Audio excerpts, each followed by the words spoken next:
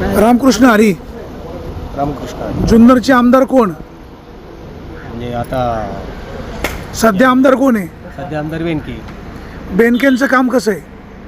बेनकेचं काम तसं आतापर्यंत चांगले आहेत, पण ते या राष्ट्रवादी काँग्रेसमध्ये फूट पडल्यानंतर ते अजित पवारच्या गटात गेलेले आहेत. आता चर्चा अशी होते की बेनके शरद पवारांच्या संपर्कात आहेत. नाही, त्यांच्या संपर्कात आहेत, पण शरद पवारांनी काय करायचं हा शरद पवारांचा प्रश्न आहे ना. शरद पवारांनी जर बेनकेंना घेतलं तर काय होईल?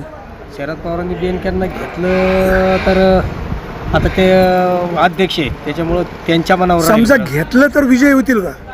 नाही घेतलं तर विजय होऊ शकतो. आता शेरकर, बेनके, सोनवणे, बुचके असा चौरंगी सामना होऊ शकतो. हां, काय परिस्थिती पाहायला मिळेल? नाही आता असं आहे का सोनवणे आणि बुचकेताई भाजपमध्ये गेलेले आहेत, सोनवणे एकनाथ शिंदेकडे आहे, त्याच्यामुळे त्यांच्याकडून कोणतरी एकच माणूस दिला जाईल.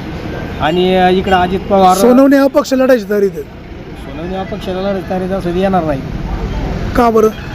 नाही आता माणसांचा कल त्यांच्याकडे नाही आहे. महाराष्ट्रात सध्या तर अशी परिस्थिती आम्हाला जर पडते की शरद पवारच्या गटाला जास्त प्रमाणात सहानुभूती आहे. शरद पवारांकडे कुठला उमेदवार चांगला चालेल? शरद पवारांकडे तसा जर विचार केला तर मागे शरद पवार 2 वेळा येऊन यांना भेटून गेले कारखान्यावर सत्यशील दादांना. त्यांचा पक्ष वेगळा आहे ना, शेरकरांचा काँग्रेस. त्यांचा पक्ष जरी वेगळा असला शेरकर तर काँग्रेस, राष्ट्रवादी आणि शिवसेना ठाकरे साहेब यांची युती. पवारसाहेब असं म्हणाले होते शेरकरांच्या घरी हां. का ही जागा राष्ट्रवादी काँग्रेसची म्हणजे पवार साहेबांची आहे. हां. शेरकरांना एकतर शरद पवारांच्या पक्षात यावं लागेल. हो, स्थानिक कार्यकर्ते म्हणतात आयात नाही, आयात नको कोणी. नाही आता तो त्यांचा पक्षांतर्गत प्रश्न आहे, त्याच्यामुळे तो त्या पद्धतीने ते सॉल्व्ह करतील. मग निवडणूक सोपी कोणाला? निवडणूक सोपी तशी मग शेरकरांना आहे जर इकडे गेले शरद पवारांकडे तर. ते कार्यकर्ते ऐकत नाही ना.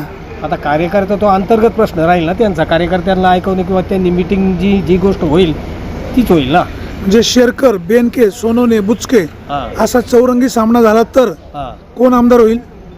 नाही तर शेरकर होते.